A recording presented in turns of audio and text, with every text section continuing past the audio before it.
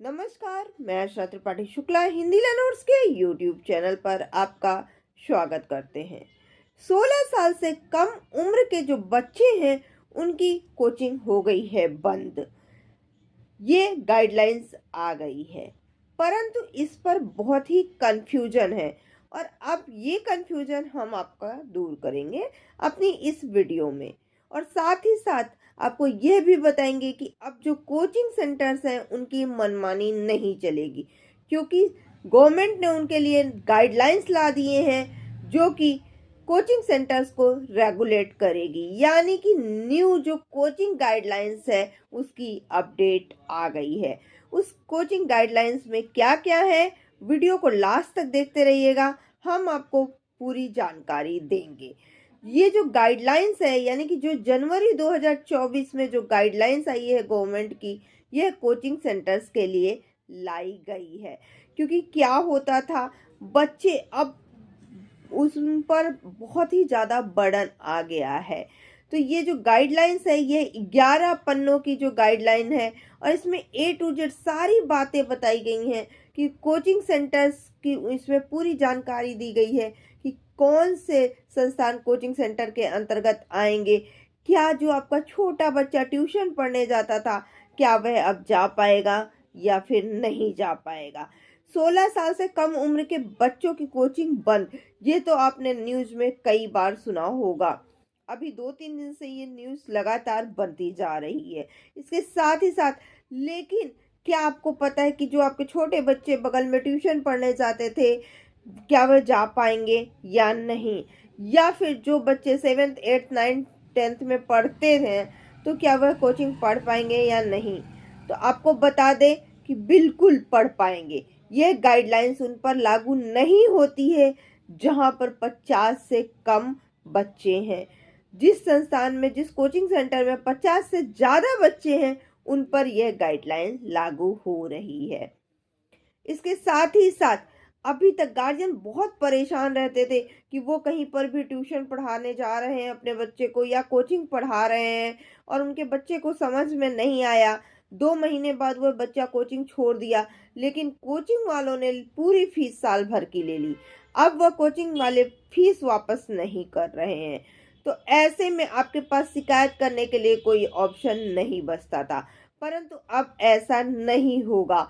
अब जो coaching centre है, अगर वहां से आपका बच्चा संतुष्ट नहीं है तो उसको आपके बच्चे की जितने दिन आपका बच्चा पढ़ा है वो फीस काट करके बाकी पूरी फीस वापस करनी होगी।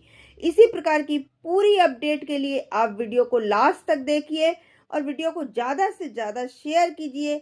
और जिन्होंने अभी तक चैनल को सब्सक्राइब नहीं किया है तो वह चैनल को सब्सक्राइब कर लीजिए। हम चलते हैं न्यू कोचिंग गाइडलाइंस की ओर कि जो 11 पन्नों की ये न्यू कोचिंग गाइडलाइंस है उसमें क्या क्या नियम बताए गए हैं।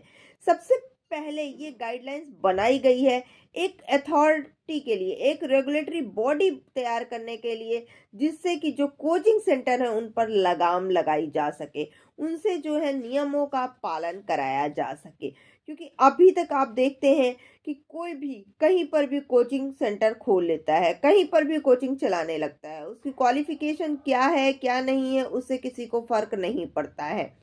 उनके यहाँ 2-4 बच्चे इकट्ठा क्या हुए, उन्होंने कोचिंग चलाना शुरू कर दिया है। तो अब ऐसा नहीं होगा। जो टीचर होगा, जो भी कोचिंग स्टार्ट करेगा, उसकी क्वालिफिकेशन कम से कम ग्रेजुएशन होनी चाहिए। यानी कि अगर ग्रेजुएट अगर आप नहीं है तो आप अपना कोचिंग सेंटर नहीं चला सकते हैं। उसके बाद डिपार्टमेंट ऑफ हायर एजुकेशन और मिनिस्ट्री ऑफ एजुकेशन ने कहा है कि बच्चों को ट्यूशन क्यों जाना है, तो ट्यूशन जाने की आवश्यकता क्यों पड़ती है। तो आपको बता दें कि ट्यूशन जाने की आवश्यकता तब पड़ती है जब आपका बच्चा जो है वह अन्य बच्चों से कमजोर होता है। परंतु आज के समय में ऐसा नहीं है। आज का समय ऐसा है कि लोग अपने टाइम को कम करने के लिए, एजुकेशन को मॉडर्नाइज करने के लिए कि हमारा बच्चा और बच्चों से ज़्यादा आगे बढ़े, इस चक्कर में इतना कंपटीशन हो गया है कि बच्चे उनकी जो क्षमता है उससे ज़्यादा कहीं वे पढ़ रहे हैं, उससे ज़्यादा कहीं वे मानसिक रूप से सुदृढ़ बन रहे हैं, लेकिन फिर भी उन पर दबाव और पढ़ने का लगातार बढ़ता जा रहा है। और यही वजह है कि कई ऐसे कॉम्पिटिटिव एंट्रेंस एग्जाम आ गए हैं जिसकी तैयारी के नाम पर पे कोचिंग सेंटर्स चलाए जा रहे हैं। 7th क्लास का बच्चा, 8th क्लास का बच्चा कॉम्पिटिटिव एग्जाम का तैयारी कर रहा है, उसको 10th के बाद एग्जाम देना है कंपटीशन का, 12th के बाद कॉम्पिटिटिव एग्जाम देना है, लेकिन वह 7th 8th से ही उन एग्जाम्स की तैयारी करने में लग जा रहा है। और यही कारण है कि कोचिंग क्लासेस की ज़रूरत पड़ रही है, जो कि अब बिजनेस के रूप में चलने लगी है। गवर्नमेंट को इन पर ही नियम बनाने की आवश्यकता है, जिससे जो ये बिजनेस है इसको काबू में लाया जा सके, जो कोचिंग सेंटर्स की बिजनेस है उस पर लगाम लगाया जा सके। गवर्नमेंट को क्या है, इस पर रोक लगाने के लिए कोचिंग सेंटर्स की जो मनमानी चल रही है उस पर काम करने के लिए उन्होंने एक जो गाइडलाइंस है वो तैयार की है, यानी कि उस पर रेगुलेटरी बॉडी बनाई है जो कि इन कोचिंग सेंटर्स पर ध्यान रखेंगे कि यह प्रॉपर चल रहे हैं या नहीं। जैसा कि आप सभी जानते हैं कि बच्चे जब टॉप करते हैं, यानी कोई बच्चा नेट निकाला, कोई बच्चा आईएएस निकाला, कोई इवन वो छोड़ दीजिए, अगर बच्चा 12th में कहीं टॉप करता है तो आप देखते होंगे कि उसकी जो फोटो होती है वह कई कोचिंग सेंटर्स में लगी होती है। तो बच्चा तो कहीं एक कोचिंग सेंटर से ही पढ़ा होगा ना, लेकिन उसकी जो फोटो होगी वह हर कोचिंग सेंटर वाला अपने जगह फोटो लगा लेता है कि ये बच्चा हमारे यहाँ से पढ़ा है, हमारे यहाँ से पढ़ा है, हमारे यहाँ से पढ़ा है, ऐसा होता है ना। तो इन सब पर लगाम लगाने के लिए कि जो गलत भ्रांतियां हैं वह लोगों में ना पहुंचे, जो एक फेयर बात है वह निकल करके सामने आए, ट्रांसपेरेंसी आए लोगों में। पता चलता है आपके यहाँ कोचिंग सेंटर में 10 बच्चे हैं, 15 बच्चे, 50 बच्चे हैं, और आपने उसमें से 30 बच्चों का निकाल दिया कि हमारे यहाँ से तो 30 बच्चे टॉप किए। पता चलता है 30 बच्चे तो ऑल इंडिया टॉप नहीं किए हैं, 30 बच्चे आपके यहाँ से कहाँ से टॉप करेंगे। तो ये जो भ्रांतियां हैं इन पर लगाम लगाने के लिए ही यह गाइडलाइन आई है, यह नियम लाया गया है। इसके बाद ही आजकल क्या हो गया है कि कॉम्पिटेटिव एग्जाम का प्रेशर इतना ज़्यादा बढ़ गया है कि बच्चे जो है सुसाइड तक करने लगे हैं। अभी आपने कोटा का केस देखा ही होगा। इसके साथ ही साथ कई बार ऐसा होता है कि आप कोचिंग सेंटर में जा रहे हैं, कोचिंग सेंटर में इतनी भीड़ हो गई है, सबको कोचिंग पढ़ना है, क्यों? क्योंकि सबको कॉम्पिटेटिव एग्जाम निकालना है। कोचिंग सेंटर में इतनी भीड़ है, इतनी भीड़ है कि वहाँ पर उस टाइप से व्यवस्था नहीं है, और अगर कोई भी अनसर्टेनिटी हो जाती है, आग लग जाती है या कुछ ऐसा हो जाता है तो बच्चे सेफ्टी से बाहर नहीं निकल पाते हैं और कई बच्चे उसमें मर जाते हैं। ऐसी न्यूज़ लगातार आ रही थी और सरकार को भी ऐसी कई कंप्लेन मिल रही थी। इसके लिए जो है यह नियम लागू करे गए हैं कि अब ऐसा किसी भी बच्चे के साथ ना हो। अब इस गाइडलाइंस का बैकग्राउंड क्या है आपको बता दें, तो जो नेशनल एजुकेशन पॉलिसी है जो कि 2020 में लाई गई थी, नेशनल एजुकेशन पॉलिसी जो 2020 में लाई गई थी, उस पॉलिसी के तहत ही यह जो है गाइडलाइंस बनाई गई है कि जो बच्चों का स्ट्रेस है उसको ख़त्म किया जा सके। जैसे कि अब कोचिंग सेंटर्स में अगर आग लग जाती है तो उसके लिए सेफ्टी अडॉप्ट किया जाए, सेफ्टी प्रिकॉशंस लिए जाएं। पहले से ही आप तैयार रहिए कि आपके यहाँ इतने बच्चे आ रहे हैं तो उन बच्चों की सेफ्टी आपकी जिम्मेदारी बनती है। तो अब अगर कोई भी कोचिंग रजिस्ट्रेशन कराता है तो ये सब बातें उसको ध्यान में रखनी पड़ेगी। इसके साथ ही साथ क्या छोटे बच्चे ट्यूशन जा पाएंगे या नहीं, यह भी हम आपको वीडियो में लास्ट में बताएंगे, तो वीडियो को लास्ट तक देखते रहिएगा।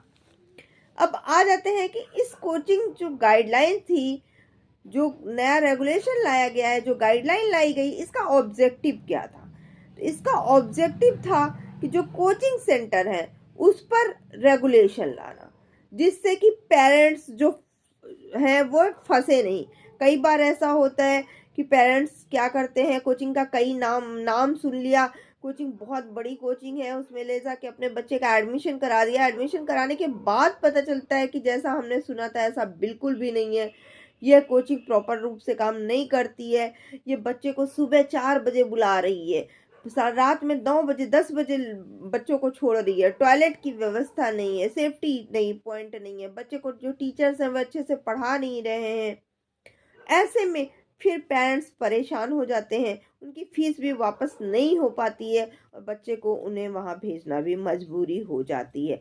तो इन सब से समाधान दिलाने के लिए, क्योंकि उनके पास कंप्लेन का भी कोई ऑप्शन नहीं उस टाइम पे बचता था, तो इन सभी चीज़ों से समाधान दिलाने के लिए यह गाइडलाइंस लाई गई है। इसका ऑब्जेक्टिव ये है कि जो गार्जियन है, जो अपने बच्चे को पढ़ा रहा है, जो पैसा खर्चा कर रहा है, वह परेशान ना हो। इसके साथ ही साथ जो बच्चों का एकेडमिक जो सपोर्ट है वह बच्चों को मिल सके, इसलिए यह गाइडलाइंस लाई गई है। और यहाँ पर जो कोचिंग है और कोचिंग सेंटर्स है, इन दोनों को भी डिफाइंड किया गया है इस गाइडलाइन में। कोचिंग यानी कि 50 या फिर उससे ज़्यादा बच्चे जहाँ पर ट्यूशन के रूप में पढ़ रहे हों, वो डांस, थिएटर, स्पोर्ट्स या फिर नॉन एकेडमिक चीज़ें उसमें सम्मिलित नहीं है। जबकि कोचिंग सेंटर में जहाँ पर 50 या फिर उससे ज़्यादा बच्चे हों और वे नॉन एकेडमिक भी अगर कोई भी ट्यूशन या क्लासेस दे रहा है तो वह भी इसमें शामिल है, जैसे कि डांस हो गया, स्पोर्ट्स हो गया, थिएटर हो गया, ये सब भी कोचिंग सेंटर्स में शामिल है।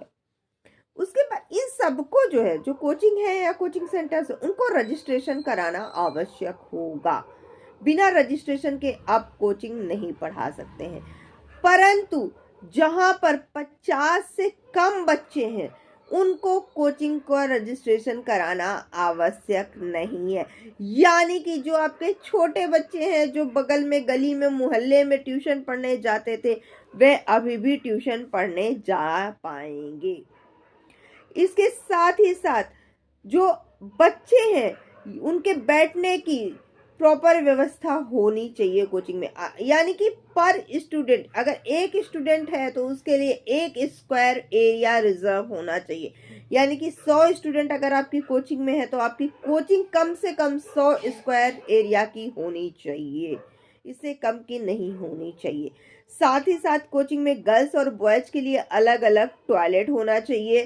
फायर पॉलिसी, फायर नॉर्म्स जो है वह फुलफिल होना चाहिए। यानी कि अब आपको फायर अथॉरिटी से परमिशन लेनी पड़ेगी, अगर वह परमिशन देंगे तभी आप कोचिंग पढ़ा पाएंगे। इसके साथ ही साथ जो टीचर्स होंगे वे कम से कम ग्रेजुएट होने चाहिए।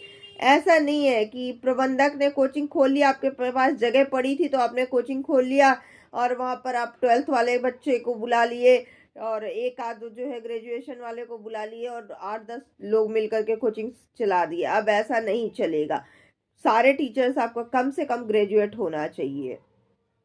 इसके साथ ही साथ जो कोचिंग में सबसे बड़ी समस्या आती है वह फीस की आती है। कोचिंग सेंटर्स मनमाने तरीके से फीस वसूलते रहते हैं। तो अब कोई भी कोचिंग जो है वह फीस जो है वह रीजनेबल ही ले पाएगा, बढ़ा चढ़ा करके फीस नहीं ले पाएगा। क्यों? क्योंकि उसको भी अपनी वेबसाइट में दिखाना पड़ेगा, अब वह उसको रसीद देना पड़ेगा। अब ऐसा नहीं हो सकता है कि फीस आपने ज़्यादा लिया, रसीद आप कम का दिखाएं, ऐसा बिल्कुल भी नहीं हो पाएगा। आपको प्रॉपर उसका रजिस्ट्रेशन कराना पड़ेगा। अगर आप जिससे भी फीस ले रहे हैं तो उसका फीस का आपको प्रॉपर रिसिप्ट देना पड़ेगा। टैक्सेशन प्रॉब्लम ना हो इसलिए आपको अपडेट रहने की भी आवश्यकता होगी, उसका ऑडिट कराना भी आवश्यक होगा। अगर बच्चा नहीं चाहता है कि वे उसको कंफर्टेबल नहीं लग रहा है, उसको समझ में नहीं आ रहा है, उसने 1 महीना आपके यहाँ कोचिंग पढ़ा और आपने पूरे साल भर की फीस ली है, तो 1 महीने की फीस काट करके आपको बच्चे को बाकी पूरी फीस वापस करनी पड़ेगी। यदि कोई बच्चा किसी कारणवश बीच में नहीं आ रहा है या उसको बीच में पता चलता है कि हमें आपकी कोचिंग नहीं पढ़ना है या समझ में नहीं आ रहा है, तो आपको पूरी फीस वापस करनी पड़ेगी, वो फीस छोड़ करके जब तक बच्चा आपकी कोचिंग में आया है। उसके अलावा आपको पूरी फीस वापस करनी पड़ेगी। अगर बच्चा सेटिस्फाइड नहीं है उस कोचिंग ट्यूशन की पढ़ाई से तो आपको पैसा उसका वापस करना पड़ेगा। आप ये नहीं कह सकते कि अब मैं पैसा नहीं दूंगा, पढ़ना है तो पढ़ो, नहीं पढ़ना है तो ना पढ़ो। इसके साथ ही साथ जो कोचिंग वाले कहते थे 100% गारंटी जो है यहाँ से पढ़े हुए बच्चे 100% निकलते हैं, ये वो भ्रांतियाँ फैलाते थे कि यहाँ तोता भी इंग्लिश बोलता है, ऐसी कई आपने रास्ते में जो है देखा होगा। तो अब आप इस टाइप की लाइन टैग यूज नहीं कर सकते हैं, आप भ्रांतियां नहीं फैला सकते हैं। साथ ही साथ जो कोचिंग का इंफ्रास्ट्रक्चर है उसकी भी रिक्वायरमेंट होगी। अब ऐसा नहीं है कि आप कहीं भी बच्चे को बैठ करके एक कमरे में 50-50, 60-60 बच्चे को ठूस करके पढ़ाना शुरू कर दिए, नहीं, अब ऐसा नहीं हो पाएगा। एक स्टूडेंट के लिए कम से कम 1 स्क्वायर एरिया होना बहुत ही आवश्यक है। इसके साथ ही साथ अब कोचिंग खोलने के लिए आपको सेफ्टी सर्टिफिकेट की आवश्यकता होगी, और जो कोचिंग सेंटर होगा वहाँ पर फर्स्ट एड किट जो है उसके साथ ही साथ मेडिकल ट्रीटमेंट की भी व्यवस्था होगी, कि अगर बच्चे को अचानक से कुछ ऐसा हो जाता है, इमरजेंसी हो जाती है, तो आप उसको मेडिकल ट्रीटमेंट दे सकें। साथ ही साथ जिस रूम में आप बच्चे को पढ़ा रहे हैं वो वेंटिलेटेड होना चाहिए। किसी भी टीचर की अगर बच्चों से कंप्लेन रहती है तो ऐसे में कोई भी कंप्लेन नहीं सुनता है, तो इसके लिए एक कंप्लेन बॉक्स होना जरूरी हो गया है। यानी कि अब कोचिंग सेंटर्स को अपनी कोचिंग में एक कंप्लेन बॉक्स रखना होगा। अगर किसी बच्चे को किसी टीचर से संबंधित कोई भी कंप्लेन रहेगी तो वह कंप्लेन बॉक्स में अपनी शिकायत दर्ज कर सकता है, और उस पर निपटारा भी होना चाहिए। ऐसा नहीं है कि कंप्लेन बॉक्स लगा दिया आपने, साल साल भर में कंप्लेन बॉक्स खुल रहा है, 2 साल में खुल रहा है, वह मतलब सिर्फ दिखाने के लिए आपने लगा दिया, ऐसा नहीं होगा। साथ ही साथ पानी की सुविधा होनी चाहिए। कोचिंग सेंटर्स में सीसीटीवी कैमरे लगे होना चाहिए। इसके साथ ही साथ जो सबसे बड़ी बात आई है कि कैरिकुलम होना बहुत ही जरूरी है कोचिंग सेंटर्स को। क्या होता है, कभी कोचिंग सेंटर वाले कभी 5-5 घंटे पढ़ा रहे हैं, कभी सुबह पढ़ा रहे हैं, कभी शाम को पढ़ा रहे हैं, उनका कोई नियम ही नहीं है कब पढ़ा रहे, जब मन आता है तब पढ़ाना शुरू कर देते हैं। कभी 6 बजे सुबह बुला ले रहे, कभी 8 बजे रात में बच्चे को छोड़ रहे हैं। तो अब ऐसा नहीं हो पाएगा। साथ ही साथ हफ्ते में 1 दिन बच्चों को छुट्टी देना आवश्यक होगा, और 5 घंटे से ज्यादा रेगुलर कोई भी टीचर कोचिंग में नहीं पढ़ा सकता है। 16 साल से कम उम्र के बच्चे जो है वह कोचिंग नहीं पढ़ेंगे। यानी कहने का मतलब ये है कि जो 8वीं से ही फाउंडेशन की तैयारी करने के लिए नाम पर कोचिंग में एडमिशन हो जाता था, अब वैसा नहीं हो पाएगा। या फिर 16 साल से ज़्यादा उम्र हो, 16 साल हो, या फिर 10 आपने पास कर लिया, 10th पास कर लिया, उसके बाद ही आप कोचिंग में जा सकते हैं, इससे पहले नहीं जा सकते हैं। हालांकि इस पर गाइडलाइंस में कोई खास क्लैरिटी नहीं दी गई है। टीचर्स जहाँ से, अब सब टीचर्स को डरने की ज़रूरत नहीं है, सारे कोचिंग्स को डरने की ज़रूरत नहीं है। जहाँ पर 50 से कम बच्चे हैं तो वे उन पर यह नियम लागू नहीं है, उन पर यह गाइडलाइंस लागू नहीं है। इसके साथ ही साथ कोड ऑफ कंडक्ट जो है उसको भी कोचिंग सेंटर्स को लागू करना पड़ेगा। यानी कि अपनी एक वेबसाइट बनानी पड़ेगी। वेबसाइट में आपके पास कितने स्टूडेंट हैं, कितने टीचर्स हैं, टीचर्स के नाम क्या है, टीचर्स की क्वालिफिकेशन क्या है, डाउट कितना सॉल्व हो रहा है, आपके यहाँ से कितने बच्चे निकल रहे हैं, कितने पास हो रहे हैं, कितने फेल हो रहे हैं, इसका भी आपको रिकॉर्ड रखना पड़ेगा। साथ ही साथ जो रिकॉर्ड्स है उसको प्रॉपर मेंटेन करना पड़ेगा, और जो है ऑडिट भी कराना आवश्यक होगा। जो कोचिंग इन नियमों को नहीं मानेगा उन पर पेनाल्टी भी लगेगी। अगर आप पहली बार कोई गलती कर रहे हैं तो आप पर 2,000 रुपये, 2,500 रुपये तक का फाइन लगता है। 2,500 से लेकर के 25,000 रुपये तक का फाइन हो सकता है। अगर आप दूसरी बार पकड़े गए गलती करते हुए या कोई गाइडलाइंस के नॉर्म्स फॉलो नहीं किए तो 1,00,000 रुपए तक का फाइन कोचिंग पर लगाया जा सकता है। और यही अगर आप तीसरी बार आपने गलती करी और आप पकड़े गए तीसरी बार गलती करने पर, तो आपका जो कोचिंग का जो परमानेंट रजिस्ट्रेशन है वह कैंसिल कर दिया जाएगा, फिर आप कोचिंग नहीं पढ़ा पाएंगे।